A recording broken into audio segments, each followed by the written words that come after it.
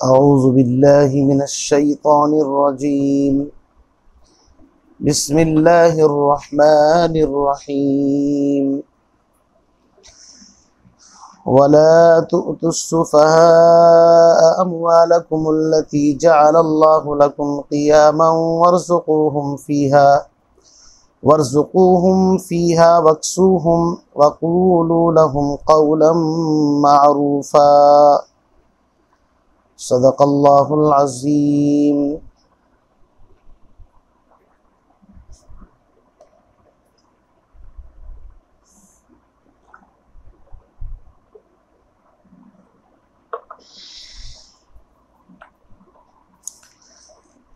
सूरतुन निसा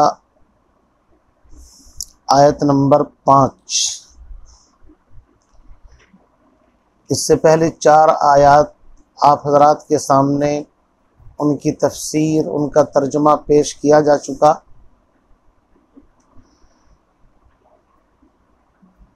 इससे पहली आयत में यतीमों के माल का तज़किरा था। व आतुल यतामा अम्वालहुम, के यतीमों को उनके माल उनके हवाले कर दो,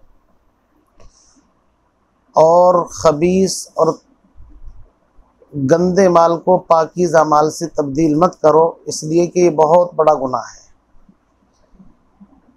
फिर आगे चल कर के यतीम लड़कियों के निकाह के बारे में कुरान ने ये हुक्म दिया कि देखो, यतीम औरतें, बच्चियां तुम्हारी ज़ेर कफ़ालत हैं, तो हो सकता है तुम उनसे सही तरीके से इंसाफ न कर सको, चूँकि ज़माने जाहिलियत में माल की वजह से, उनके जमाल की वजह से शादी तो कर लेते थे, लेकिन न महर पूरा देते थे, न हुकूक की रियायत करते थे। तो शरीयत ने ये तालीम दी कि यतीम बच्चियों को छोड़ो, इनकी शादी कहीं और करा देना, और फिर अच्छे तरीके से इनकी निगहदाश्त करना, चूँकि तुम इनके सरपरस्त हो। और फरमाया कि तुम आज़ाद औरतें, जो दीगर औरतें हैं, उनमें से 2 से 3 से 4 से शादियां कर सकते हो, 4 तक की ज़्यादा से ज़्यादा इजाज़त। उसके बाद फरमाया कि अगर अदल इंसाफ नहीं कर सकते तो एक ही पर इक्तिफ़ा करो, और अगर एक औरत आज़ाद के साथ भी इंसाफ नहीं कर सकते तो फिर जो तुम्हारे कब्ज़े के अंदर बांदियाँ हैं तो वो तुम्हारे लिए काफ़ी हैं। और फरमाया कि इस सिलसिले में उम्मीद है कि तुम नुकसान से बच जाओगे। और उसके बाद महर की अदायगी के सिलसिले में कुरान ने कहा कि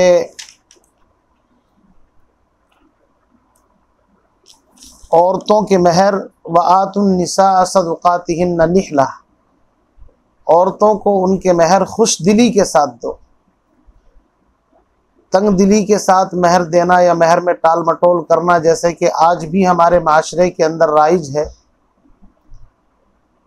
कि औरतें इस दुनिया से बेचारी बाज चली जाती हैं, लेकिन महर उनकी अदा नहीं होती, तो ये बहुत नुकसान की चीज़ है। महर एक इज़्ज़त, अज़मत, शराफत और इंतहाई अहमियत की चीज़ है, ख़ास तौर से निकाह के अंदर औरत के लिए। तो इस महर के सिलसिले में हम लोग बुख़्ल, कंजूसी ना करें, अच्छे अंदाज से औरतों का महर मुतय्यन करें और खुश दिली के साथ उस महर की अदायगी करें। अलबत्ता ये फरमाया कि अगर औरतें ख़ुद अपने महर में से कुछ माफ़ कर दें, 50% का डिस्काउंट दे दें, या 30% या 20%, जो भी वो अपनी मर्ज़ी से उसके अंदर से कुछ डिस्काउंट देना चाहें, या सारा का सारा माफ़ कर दें बग़ैर किसी दबाव के, महज अपनी दिल की खुशी से। चूँकि हदीस पाक के अंदर फरमाया गया, अला ला यहिल्लु मालु इम्रिइम मुस्लिमिन इल्ला बितीबि नफ्सिन मिन, कि किसी मुसलमान के लिए किसी का माल हलाल नहीं है मगर उसकी दिली रज़ामंदी के साथ। इसलिए ज़बरदस्ती अगर माफ़ करा भी लिया गया तो भी उसका कोई एतबार नहीं होगा। बहरहाल उसके बाद आयत नंबर 5 में देखिए क्या फरमाया, वला तुअतुस सुफ़हाअ अम्वालकुमुल्लती जअलल्लाहु लकुम क़ियामन वर्ज़ुक़ूहुम फ़ीहा वक्सूहुम वक़ूलू लहुम क़ौलन मअरूफ़ा। तीन चीज़ें इस आयत में अल्लाह रब्बुल इज़्ज़त ने बयान फरमाई। एक बात तो ये फरमाई कि माल जिसके ऊपर ज़िंदगी का दारो मदार है, जो तुम्हारी मईशत और गुज़रान का और तुम्हारी बका का एक अहम ज़रिया है, इस माल को बेवकूफ़ों के हवाले मत करो।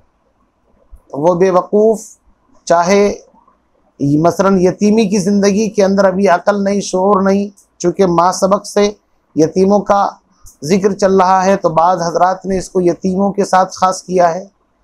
अगरचे हज़रत अब्दुल्ला इब्न अब्बास, हज़रत अबू मूसा अशअरी, ये हज़रात इस आयत को आम रखते हैं कि बेवकूफ़ से मुराद आम है, चाहे अपना बच्चा हो, चाहे औरत हो, चाहे मर्द हो, चाहे यतीम हो, कोई भी हो।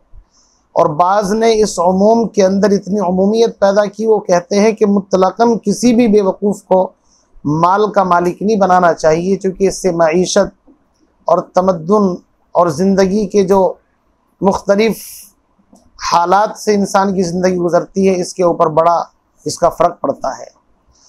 तो बहरहाल पहला हुक्म तो है यतीमों को, यानी बेवकूफ़ जो हैं ख़ास तौर से, उनको उनका माल न दिया जाए। हाँ, दूसरा हुक्म ये है अलबत्ता खाने पीने में बच्चों पर, बेवकूफ़ों पर, जो भी अपने ज़ेर तरबियत हैं, उनमें कोई बुख़्ल, कोई कंजूसी नहीं होनी चाहिए। वसात के साथ बाफ़रागत वर्ज़ुक़ूहुम फ़ीहा वक्सूहुम, चूँकि फ़ीहा से इशारा इसी तरफ है, यानी असल माल में से नहीं, बल्कि बाज़ फरमाते हैं कि जो उससे तिजारत के ज़रिए से जो मुनाफ़े हासिल हों, उसमें से खुश दिली के साथ ज़्यादा से ज़्यादा ख़र्च किया जाए।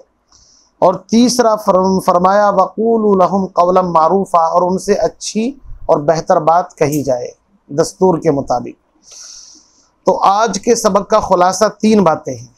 आयत नंबर 5, अगरचे इस आयत का ताल्लुक़ आयत नंबर 6 के साथ मरबूत है, लेकिन चूँकि वक्त बहुत कम होता है, इसलिए शायद आयत नंबर 6 आज के सबक के अंदर नहीं, इंशाअल्लाह कल आपके सामने इसका दर्स होगा।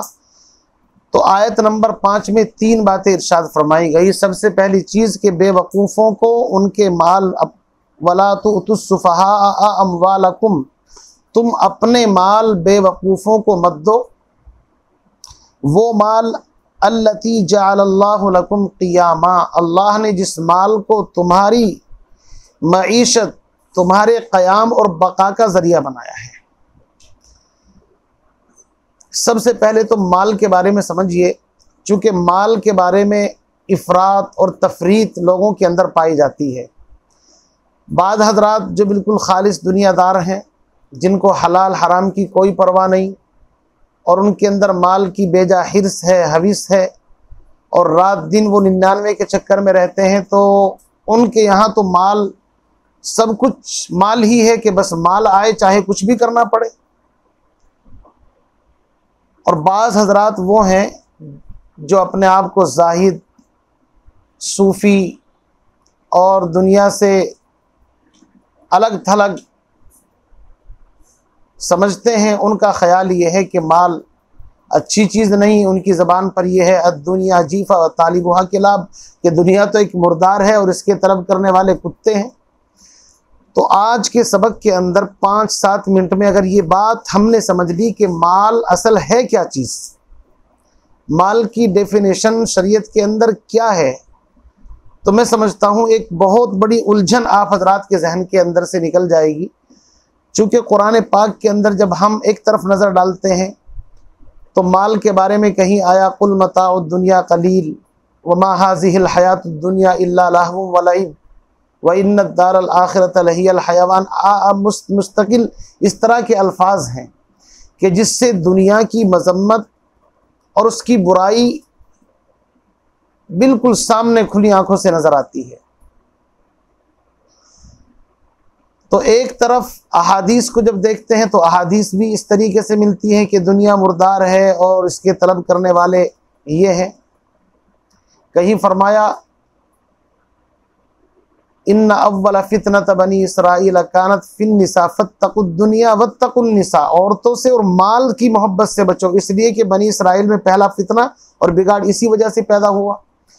तो एक तरफ इंसान जब इन आयात में अहादीस में पढ़ता है, गौर करता है, तो उसके दिमाग में बात आती है कि माल कमाना भी अच्छी चीज़ नहीं और ना कमाना चाहिए, और माल तो बहुत बुरी चीज़ है। चुनाचे वो हाथ पर हाथ रख करके बैठ जाते हैं। दूसरी तरफ कुरान पाक की जो आयत हम पढ़ते हैं, जैसा कि कुरान पाक की सूरह बकरा की आयत नंबर 180, कुतिबा अलैकुम इज़ा हज़रा अहदकुमुल मौत इन तरका खैरनिल वसिय्यतु लिल वालिदैन वल अक़रबीन बिल मारूफ़ हक़्क़न अलल मुत्तक़ीन। आयत नंबर 180 में माल को खैर से ताबीर फरमाया है कि माल तो खैर है।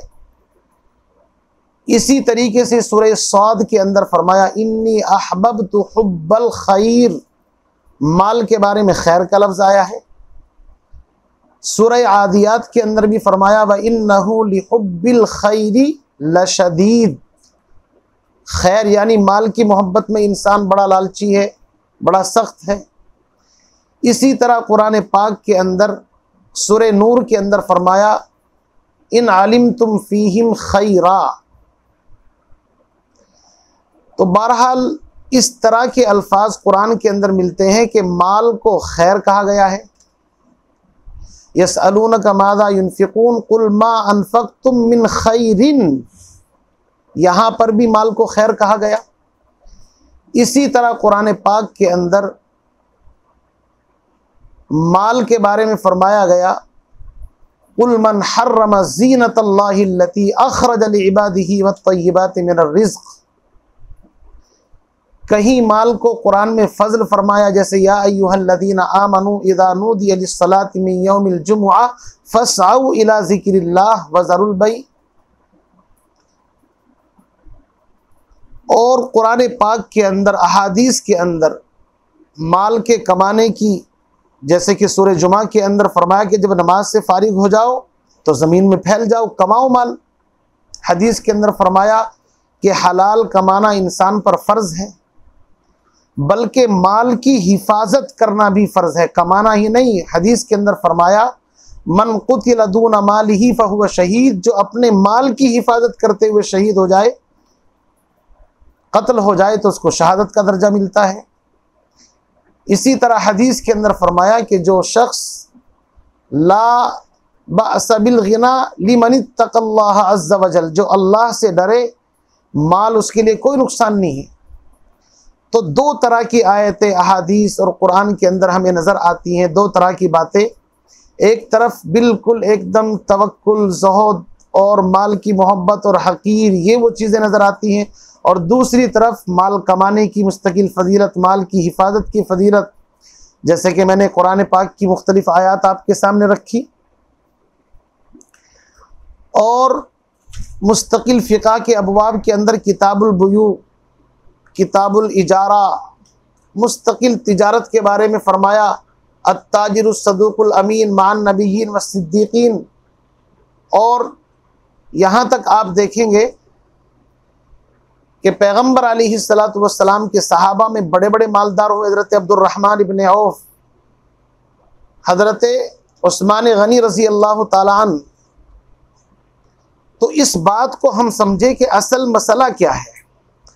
मसला ये है मेरे अजीज़ बुजुर्गों भाइयों, माल बुरी चीज़ नहीं है, माल की मोहब्बत बुरी चीज़ है। ज़ुय्यिना लिन्नासि हुब्बुश शहवाति मिनन निसा, सूरह आल इमरान के अंदर गुजर चुका है। 7-8 चीज़ों की मोहब्बत इंसान के दिल के अंदर फितरतन रखी गई है। ज़ुय्यिना लिन्नास हुब्बुश शहवात मिनन निसा वल बनीन वल क़नातीरिल मुक़ंतरा मिनज़ ज़हबि वल फ़िज़्ज़ति वल ख़ैलिल मुसव्वमति वल अनआमि वल हर्स। तो इंसान कैसे बचेगा?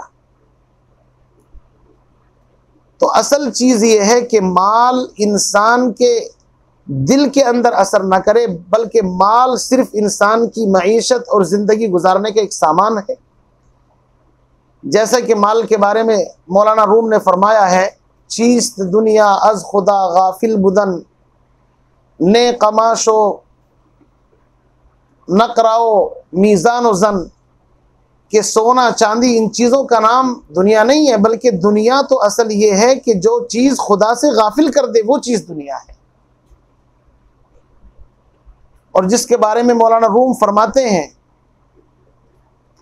आब अंदर ज़ेर कश्ती पश्ती است, आब दर कश्ती हलाके कश्ती است, कि जिस तरह किश्ती पानी के अंदर चलती है, लेकिन पानी अगर किश्ती के नीचे है तो मुसाफिर भी सलामत है और किश्ती भी सलामत है, लेकिन वही पानी अगर किश्ती के अंदर चला जाए तो फिर सबकी हलाकत है।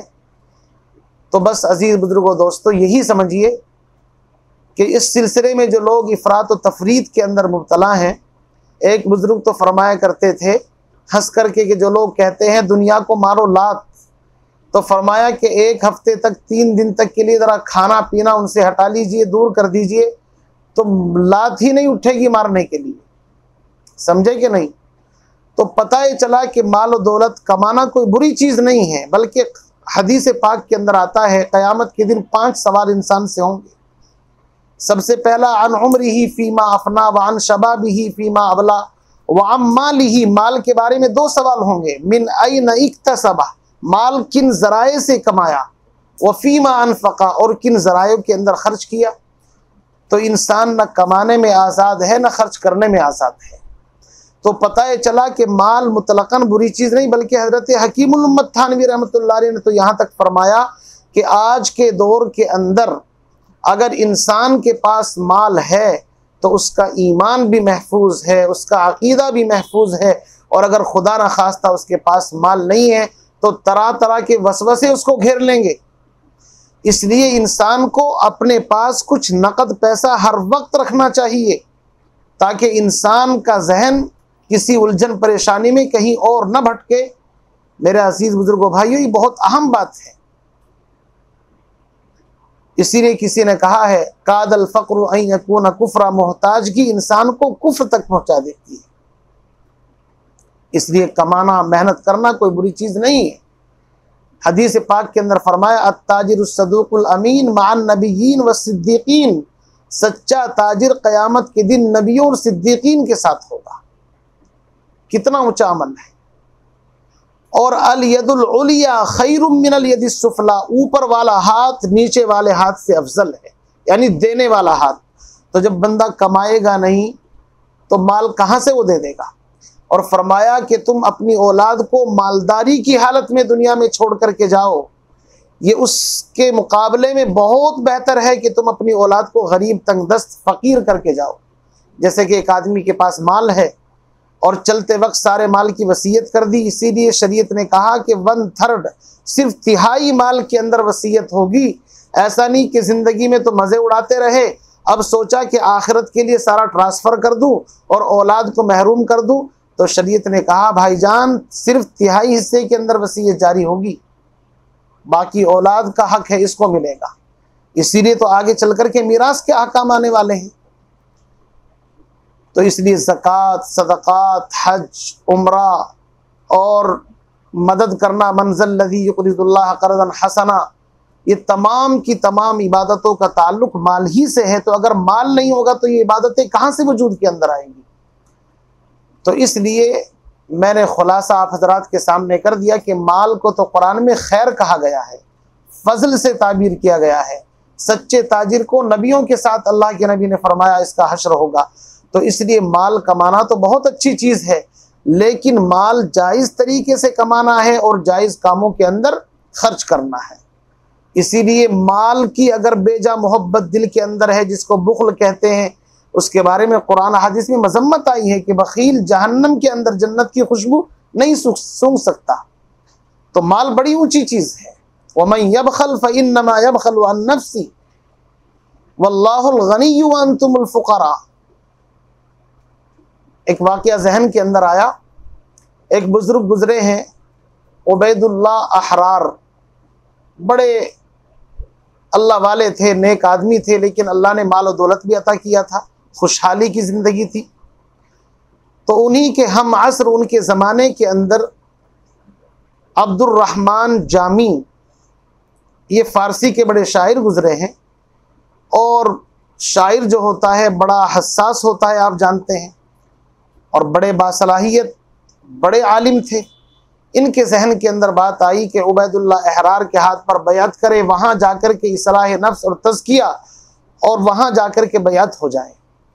चुनांचे ये सफ़र करके उनकी खानका में पहुँचे, घर पर पहुँचे, वहाँ जाकर के देखा कि हज़रत मौजूद नहीं थे और नौकर चाकर हैं और बज़ाहिर बहुत खुशहाल ज़िंदगी है। तो इनके जहन के अंदर ये बात पैदा हुई कि अल्लाह वाले तो इस तरह नहीं होते, अल्लाह वाले तो वही मोटा झोटा खाते हैं पहनते हैं, और इनके पास तो दरवेशाना ये तो इस हाल के अंदर होते हैं दरवेशी के अंदर, और यहाँ पर तो माशाअल्लाह काफ़ी नौकर चाकर ठाट बाट हैं। तो वहाँ से फ़ौरन रुखसत हुए और एक जुमला दीवार के ऊपर लिखा, और वो जुमला ये था, न मर्द आनस्त के दुनिया दोस्त दारत, के साहिब दिल अल्लाह वाला वो नहीं हो सकता जो दुनिया को दोस्त रखे। और थोड़ी दूर जाकर के मस्जिद के अंदर क़याम किया, उनकी आंख लग गई तो ख्वाब के अंदर देखते हैं कि कोई आदमी उनसे कर्ज मांगता है। कहा कि मेरा कर्ज दो। कहा मैं तो, मेरे पास तो है नहीं। कहा कि तो फिर जेल जाना पड़ेगा। अभी ये गुफ्तगू ख्वाब के अंदर चल रही थी, अचानक सामने से वही बुजुर्ग एक बग्घी के ऊपर बैठे हुए तशरीफ लाए। पूछा भाई क्या मामला है? कहा कि जी इनसे कर्ज मांगा जा रहा है और कर्ज नहीं दे पा रहे हैं तो इनको जेल जाना पड़ेगा। तो हजरत ने अपने खादिम से कहा कितना कर्ज है? इतना। फरमाया कि हमारे माल से इनको दे दो। चुनाचे कर्ज वालों का कर्ज दे दिया गया। इनकी आंख खुली तो इनके दिल के अंदर ये बात आई कि अल्लाह की तरफ से कोई गैबी इशारा है। करामातुल औलिया हक़्क़ुन, करामत इंसान खुद नहीं है, अल्लाह की तरफ से कश्फ व करामत इस तरह की चीज़ें हो जाती हैं। सुन ले ए दोस्त, जब अय्याम भले आते हैं, घात मिलने की वो खुद आप ही बतलाते हैं। तो कभी कभी जब इंसान के मुक़द्दर में हिदायत होती है तो अल्लाह की तरफ से ऐसे रास्ते खुल जाते हैं। चुनाचे मस्जिद से उठ करके फिर उनके मकान खानका पर गए, देखा, और जाने के बाद सच्चाई का ज़माना था। सारी बातें मौलाना ने कही कि हज़रत में पहले भी आया था, लेकिन यहाँ के ठाट बाट को देख करके मैं यहाँ से बददिल होकर के चला गया। और मैंने दीवार के ऊपर एक जुमला भी लिखा, एक शेर कि न मर्द आनस्त के दुनिया दोस्त दारत, वो अल्लाह वाला नहीं होता जो दुनिया को दोस्त रखे। तो हज़रत ने फरमाया कि अब इसके नीचे एक शेर और लिखो और ये कहो, ये लिख दो उस दीवार के ऊपर, अगर दारत बराए दोस्त दारत, कि अगर वो दुनिया रखते भी हैं तो दोस्तों के लिए रखते हैं, अपने लिए नहीं रखते। ये है असल वो हकीकत जिसको समझना है। इसलिए हज़रत हकीमुल उम्मत थानवी रहमतुल्लाह अलैह ने फरमाया कि आज के दौर के अंदर उलमा का मालदार होना, उलमा का तिजारत करना और उलमा के अंदर इस्तिग़नाइयत तिजारत ही के रास्ते से पैदा होगी। जब तक उलमा तिजारत के फील्ड और मैदान में नहीं आएंगे तो दूसरों की जेब पर नज़र रहेगी, तो कहाँ से इनके अंदर वो ताकत व सलाहियत पैदा होगी कि ये हक़ बात बोल सकें। इसलिए मेरे अज़ीज़ भाइयों, मैं उलमा से भी, अपने भाइयों से अपील करूँगा कि ज़्यादा बड़ी न सही, छोटी मोटी जो भी अल्लाह तौफीक दे तिजारत करें और देने वाले बने बजाय लेने वाले के। तो बहरहाल माल बड़ी अहम चीज़ है। बात यहाँ पर यह चल रही थी कि जब माल इतनी अहम चीज़ है, अगर इसके बारे में थोड़ा सा भी गलत फैसला कर लिया कि बेवकूफ़ नादान के हाथ में दे दिया, तो फिर वही होगा, लम्हों ने ख़ता की थी सदियों ने सदा पाई। मैं यहाँ रुक करके ख़ुद अपना ज़ाती वाक़या आपको बताऊँ। ख़ुद मुझे भी इतनी, यूँ कह लीजिए, सलीका और शऊर नहीं था। अब से तकरीबन 12 साल पहले का वाक़या है, 2010 के आसपास की बात है। मैंने तिजारत के सिलसिले में अपने ही कुछ रिश्तेदारों को एक ख़तीर रकम, तकरीबन 10 लाख के करीब उस ज़माने के अंदर, जो आज के एतबार से तो काफ़ी, अगर उसकी वैल्यू निकाली जाए तो तकरीबन 40-45 से कम नहीं बैठेगा आज वैल्यू के एतबार से। अब मेरी भी उम्र कम, तजर्बा है नहीं, और जिन बच्चों के हाथ में दिया उनकी भी उम्र कम। ये बात इस पर आई है चूँकि कुरान कहता है नादानों के हाथ में, जब अकल मुकम्मल ना हो, बेवकूफ़ों को दौलत मत दो वरना उसका नुकसान क्या होगा। तो एक फैक्ट्री, एक कारखाना दिल्ली के अंदर डाला और बड़ी उसके अंदर मेहनतें, बड़ी उमंगों के साथ वो कायम किया। लेकिन वही कि कुरान पाक ने जिस बात की तरफ इशारा किया वो बात जहन के अंदर नहीं थी, ना तो तजर्बा उस चीज़ का, और बस जज्बात में उठाया हुआ कदम। लम्हों ने खता की थी, सदियों ने सदा पाई, साल 1.5 साल के अंदर वो सारे के सारे पैसे ख़त्म, ज़ाय, पता भी नहीं चला किधर चले गए, सारे के सारे ख़त्म। फिर उसके बाद इंसान बहरहाल जब उसकी कमाई अगर ज़ाय हो जाए तो एहसास तो होता है। तो फिर चूँकि हमने पढ़ा था मदरसों के अंदर, तो इल्म की थोड़ी बहुत, ज़्यादा तो नहीं कह सकता चूँकि अगर ज़्यादा होता तो समझदारी होती, लेकिन फिर भी कुछ ना कुछ इल्म होता है कि वल क़द्रि खैरिही व शर्रिही मिनल्लाह ताला। इंसान को डिप्रेशन और तमाम चीज़ों से बचाने वाली चीज़ ये है कि आखिर में अपनी तकदीर पर, कि भाई अच्छी बुरी तकदीर अल्लाह की तरफ से है, जो होना था हो गया, चलो छोड़ो, गुज़िश्त आँचे गुज़िश्त। तो उसके बाद और गम हल्का करने के लिए अल्लाह के घर की तरफ 2012 के अंदर जाना हुआ, उम्रा किया, और ये सारी चीज़ें उस वक्त जहन से निकाल दी। लेकिन मैं ख़ुद अपना तजर्बा इसलिए बता रहा हूँ कि इंसान से थोड़ी सी अगर चूक हो जाए, कुरान पाक ने जिस गहराई के ऊपर हमें मुत्तला किया है, खुदा की कसम हम सोच भी नहीं सकते।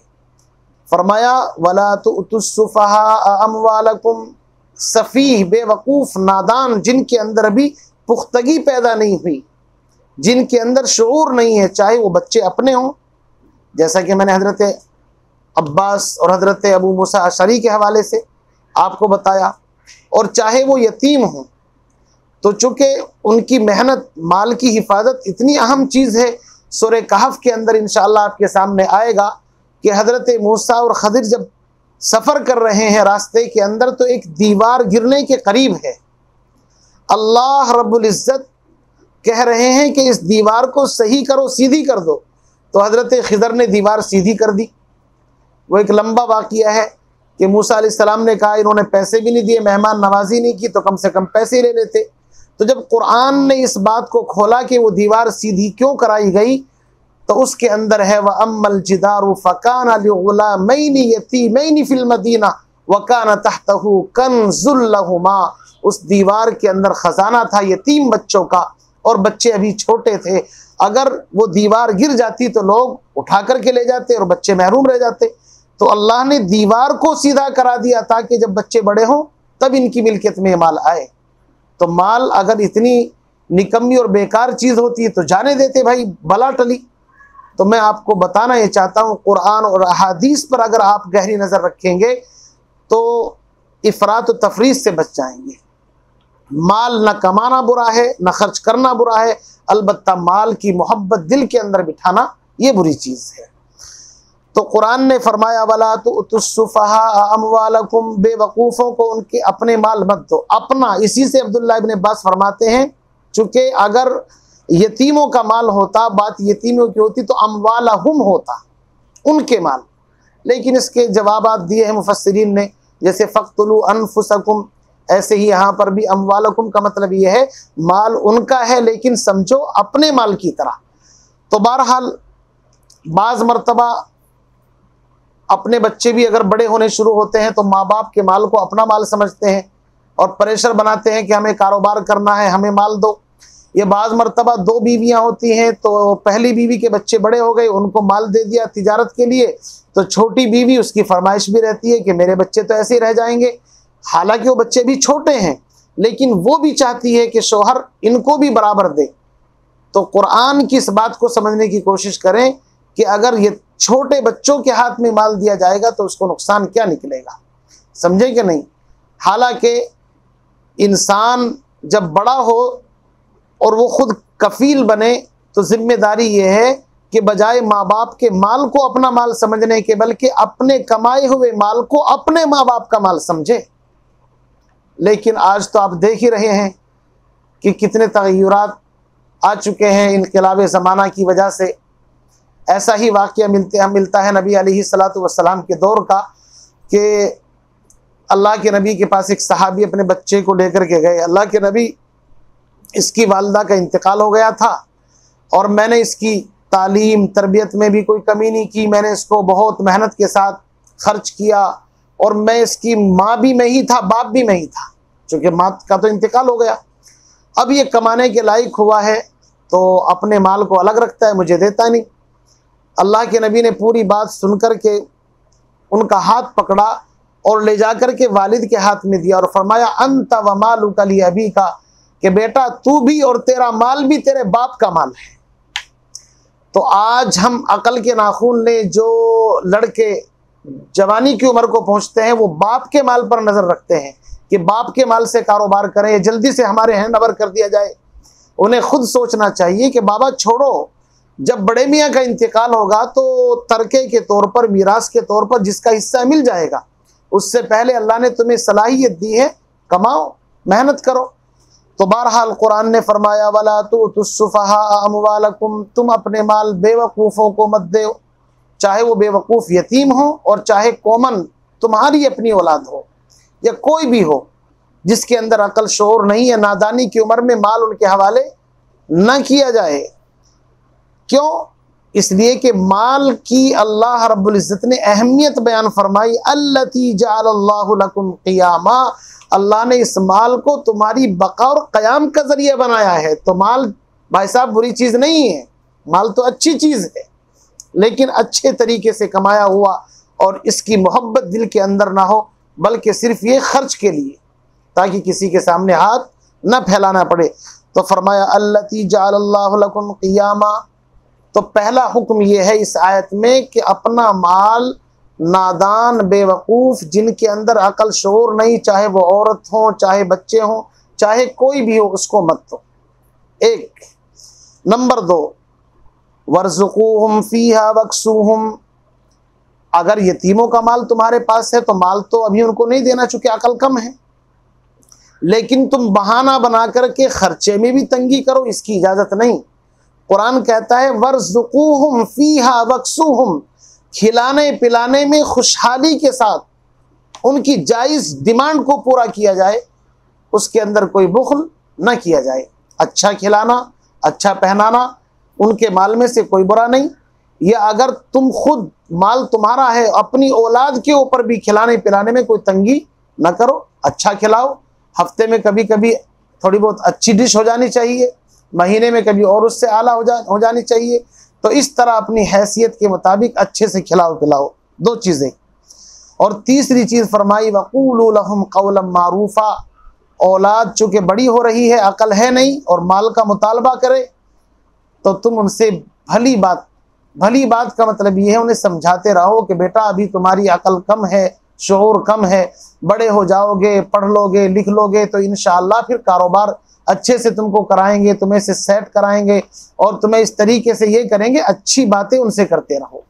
या अगर यतीम का माल तुम्हारे पास है और यतीम मुतालबा करे और चूँकि अकल है नहीं, तुम नहीं दे रहे, तो यतीम के साथ शफकत का मामला करो कि माल आप ही का है, अमानत है हमारे पास, अलबत्ता आप थोड़े से बड़े हो जाओ, होशियार, तो इंशाअल्लाह ये माल आपको दे दिया जाएगा। तो वक़ूलू लहुम क़ौलन मारूफ़ा। अब चूँकि कुरान पाक ने इस आयत में माल देने को मना किया है, तो कोई बखील आदमी इस चीज़ को बहाना बना सकता था और हो सकता था अकल आने के बाद भी माल ना दे, क्योंकि इंसान की फितरत में लालच है। तो अगली आयत में कुरान ने कहा है कि नहीं, जब उनके अंदर रुश्द समझदारी पैदा हो जाए तो अब उनका माल उनके हवाले कर दो। इंशाअल्लाह ये सबक कल आपके सामने आएगा। अल्लाह ताला से दुआ फरमाए हम तमाम को इस आयत में जो तालीमात और हिदायत आपको और मुझे मिली है उन पर अमल पैरा होने की सादत और तौफीक नसीब फरमाए। तो माल के बारे में आज काफ़ी हद तक आपके इंशाअल्लाह सामने मैंने बात रखी, इसलिए चूँकि इसमें आम तौर से इफ़रात और तफरीद के अंदर लोग मुब्तला हैं। बाद हज़रात तो बिल्कुल ये कहते हैं कि माल की कोई वैल्यू नहीं है, ये है वो है, और न कमाते हैं और न इसकी कोई तरगीब देते हैं, बल्कि निठल्ले बने रहते हैं। जैसा कि कोई मशहूर वाक़या आपने सुना होगा कि एक आदमी ये समझ करके कि जो मुक़द्दर में है वो तो मिल कर के रहेगा, और शहर से बाहर जब वो जा रहा था तो उसने देखा, जा रहा था शहर में कमाने के लिए, लेकिन रास्ते में एक अजीब वाक़या पेश आया कि दरख्त के नीचे आराम करने के लिए आदमी रुका। तो इसने देखा कि वहाँ पर एक अपाहज लोमड़ी पड़ी हुई है और बज़ाहिर वो चल नहीं सकती, फिर नहीं सकती। तो इसके दिल के अंदर ये ख्याल पैदा हुआ कि इसको रोज़ी रिज़्क़ किस तरीके से पहुंचता है। थोड़ी देर के बाद आलम गैब से एक मंज़र इसके सामने पेश हुआ कि एक शेर ने किसी हिरन वगैरह किसी चीज़ का शिकार किया, और शिकार करने के बाद आप जानते हैं कि वो सारा तो खाता नहीं, बस थोड़ा बहुत खा करके बाकी छोड़ दिया। चुनांचे वो छोड़ने के बाद बाकी जो था वो इसके काम आया। तो इसके दिल के अंदर ये बात बैठ गई कि पालने वाला तो अल्लाह है, बगैर मेहनत के भी पाल सकता है। चुनांचे वापस आ गया। किसी अल्लाह वाले से, साहिब दिल से मुलाकात हुई। कहा कि आप तो तिजारत और मेहनत के लिए बाहर निकले थे, लेकिन फिर वापस क्यों आ गए? उसने कहा मेहनत करके कोई फ़ायदा नहीं है, जो मुकद्दर में है वो तो मिल कर के रहता है। और पूरा वाक़या सुनाया कि मैंने एक लोमड़ी को देखा है जो चल फिर नहीं सकती थी, और फिर भी अल्लाह ने उसकी रोज़ी का इंतज़ाम किया। तो उस अहले दिल, उस बुज़ुर्ग अल्लाह वाले ने कहा कि देखिए, ये सिर्फ इंसान की सोच का फ़र्क है, नुक्ते नज़र का फ़र्क है। रिस्क वाकई अल्लाह देता है, इसमें कोई शक व शुबा नहीं, लेकिन एक रिस्क वो है जो लोमड़ी ने खाया कि दूसरों की मेहनत, दूसरों के किए हुए शिकार को खाया, और एक वो है कि उसने अपने लिए भी शिकार किया और बचा कुचा दूसरे के भी काम आ गया। तो आपने लोमड़ी के ऊपर नज़र तो की, लेकिन शेर के ऊपर नज़र नहीं की आपने। आपकी नज़र तो शेर पर जानी चाहिए थी। मकसद ये है कि आप ये बनो कि हम खुद भी मेहनत करें, कि जिससे अल्लाह हमें भी दे, और हमारे ज़रिए से अपने रिश्तेदारों को, गरीबों को, बेवाओं को, मिस्कीनों को, और जहाँ जहाँ तक ज़रूरत है उन तमाम को ये माल पहुँचे। अगर ऐसा करेंगे तो इंशाअल्लाह ज़्यादा नफ़ा होगा। अल्लाह ताला मुझे आपको इन बातों पर अमल की तौफीक नसीब फरमाए। व आखिर दावाना अनिल हम्दुलिल्लाहि रब्बिल आलमीन।